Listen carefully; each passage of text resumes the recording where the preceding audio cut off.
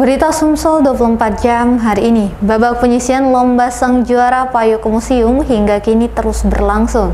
Seperti babak penyisian dari SMA Negeri 20 Palembang, baru dibacakan soal kedua, ada 75 peserta gugur dari arena permainan. Pertanyaan air terjun tertinggi di dunia berada di Venezuela membuat sebagian besar peserta dari SMA Negeri 20 Palembang terjebak.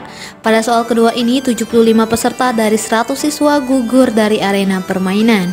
Meski hanya tersisa 25 peserta, perebutan tiket Grand Final berlangsung sengit hingga akhirnya 3 siswa berhasil mendapatkan tiket tersebut, yakni Dinda Fitri Amila, Ajeng Amelia, dan Rahel Ramadhani.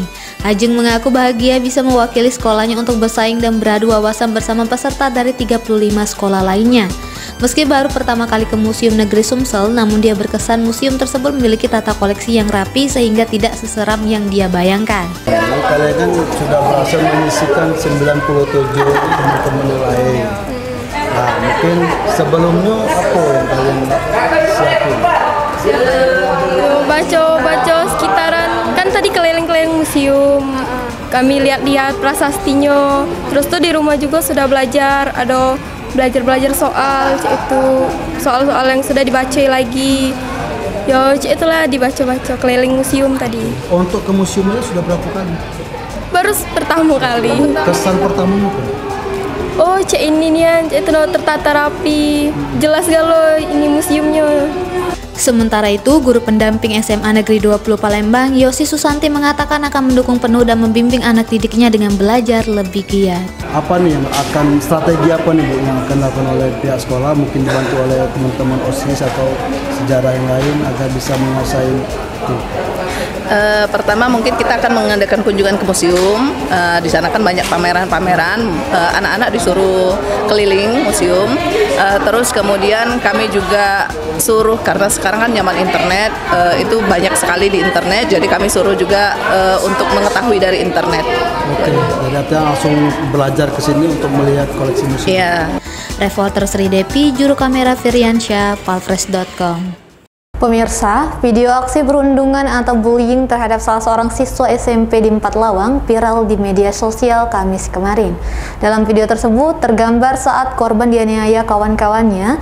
Terhadap kejadian itu, Dinas Pendidikan dan Kebudayaan Kabupaten Empat Lawang mengambil tindakan tegas dengan mengeluarkan 2 siswa yang diduga sebagai provokator dan pelaku utama perundungan tersebut.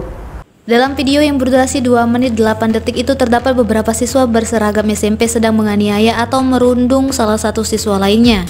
Diketahui aksi diduga perundungan terjadi pada salah seorang siswa SMP di Kecamatan Talang Padang, Kabupaten Empat Lawang. Di dalam video yang beredar melalui jejaring sosial itu, tampak 2 orang siswa melakukan kekerasan fisik terhadap temannya dengan cara ditendang juga ditampar.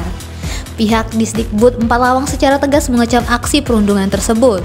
Menurut Kepala Disdikbud Empat Lawang, John Harry, saat mengetahui adanya informasi perundungan yang dimaksud, pihaknya langsung melakukan tindakan cepat memanggil kepala sekolah, wakil kesiswaan, serta wali kelas pada sekolah yang dimaksud dalam video viral yang terlanjur tersebar di dunia maya itu untuk menggelar rapat bersama. Hasilnya, pihak sekolah dan dari Disdikbud dengan tegas mengeluarkan 2 orang siswa yang diduga menjadi provokator dan pelaku utama dalam kasus penganiayaan di dalam video tersebut. Namun demikian, pihaknya tetap memikirkan masa depan pelaku. Kalau pelaku mau minta surat rekomendasi untuk pindah sekolah ke daerah lain tetap dilayani, atau pelaku mau mengambil sekolah kesetaraan atau paket juga bisa diberikan surat rekomendasi. Sedangkan untuk korban, lanjut John Harry akan diberikan pelayanan untuk konsultasi dengan psikolog agar bisa mengetahui sejauh mana dampak psikis yang dirasakan oleh korban. Pak Kadis di Kabupaten Empat Lawang, terkait video yang viral Pak, itu ada dikatakan siswa SMP di Kecamatan Talang Padang itu dirudung Pak oleh teman-temannya, itu benar adanya Pak? Kapan itu Pak? Informasi ini benar ya, salah satu SMP kita ya, jadi terjadi pada hari Senin kemarin ya, dan alhamdulillah secara instansi ataupun di sekolah sudah diselesaikan ya. Ada cara adat kita Empat Lawang sudah dilaksanakan ya, secara sekolah ya, anak anak tersebut sudah kita kasih hukuman atau semacam punishment. Pelaku sudah kita keluarkan dari sekolah ya, dari sekolah SMP Negeri 1 Cipalem Padang. Untuk korban tetap kita koordinasikan untuk melihat sampai sejauh mana efek psikis dari kejadian tersebut. Nantinya akan kita pantau terus ya, baik melalui sekolah maupun wali murid terhadap korban. Sementara kasus perundungan ini sudah ditangani Unit Perlindungan Perempuan dan Anak atau PPA Polres 4 Lawang. Menurut Kapolres 4 Lawang AKBP Helda Prayitno, melalui Kasat Reskrim AKP M Tohirin, orang tua korban sudah membuat laporan.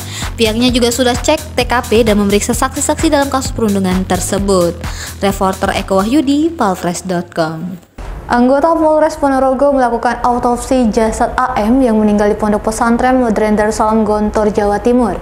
Autopsi dilakukan untuk menguatkan alat bukti yang mengarah pada dugaan penganiayaan. Jasad AM, santri yang meninggal di Pondok Pesantren Modern Darussalam Gontor, Jawa Timur, dilakukan autopsi oleh Polres Ponorogo. Dari pantauan palfresh.com, jasad AM yang dimakam di TPUC Selayur dipasang garis polisi selama proses autopsi berlangsung. Di antara personel kepolisian tersebut terlihat Kasat Reskrim Polres Ponorogo AKP Nikolas Bagasyudi Kurnia ikut mengawal kegiatan autopsi. Untuk hasil autopsi nantinya akan dijelaskan dokter forensik yang akan langsung disampaikan ke Polres Ponorogo AKBP Catur Cahyono Wibowo di Mapolres Ponorogo. Untuk pelaksanaan otopsi pada hari ini berlangsung dengan lancar. Siang hari sudah selesai. Untuk hasil nanti kami masih menunggu dari pihak dokter forensik, karena memang yang dapat menjelaskan sesuai dengan keahliannya adalah dari dokter forensik. Selain itu, Polres Ponorogo juga akan mengambil pakaian korban kepada pihak keluarga sebagai barang bukti dalam kasus ini. AKP Nikolas mengaku hasil autopsi ini sudah menguatkan alat bukti terhadap kematian korban yang diduga menjadi korban penganiayaan yang dilakukan oleh diduga 2 orang seniornya di dalam lingkungan pondok pesantren. Selain AM, remaja asal Palembang yang meninggal, ada 2 orang lagi yang jadi korban sehingga totalnya ada 3 santri yang menjadi korban dalam dugaan kasus penganiayaan tersebut. Reporter dan juru kamera Kurniawan, palfresh.com.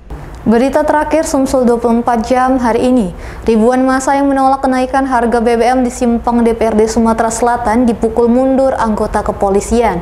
Aksi polisi dilakukan setelah massa yang meminta membuka kawat berduri tidak dikabulkan Ketua DPRD Sumsel, Haja RA Anita Nuringhati. Anggota kepolisian terpaksa mengeluarkan tembakan air dan gas air mata untuk memukul mundur massa yang melakukan aksi penolakan harga BBM di simpang DPRD Sumatera Selatan kemarin. Aksi tersebut dilakukan personel keamanan untuk menjaga keamanan dan kondusivitas.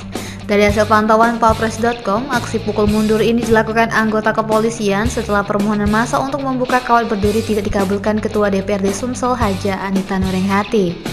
Selanjutnya, massa mencoba untuk membuka kawat berduri tersebut secara paksa sehingga Ketua DPRD Provinsi Sumsel mundur dan membuat massa kembali anarkis hingga dipukul mundur kepolisian. Kemudian pihak kepolisian melakukan upaya menstabilkan lokasi dengan menekan para massa agar mundur sehingga jalan di simpang lampu merah DPRD Sumatera Selatan kembali normal. Reporter dan juru kamera Kurniawan, palfresh.com. Demikianlah berita Sumsel 24 jam hari ini. Jangan lupa untuk mendukung program kami lainnya di YouTube channel Palfresh Official seperti podcast Cukup Pedes, Bedak Lorong, Basing, Ternyata Bukan Mistis, Sidak, dan Ruang Cerita bersama Kakak Juli. Saya Dallas Nasution, sampai jumpa.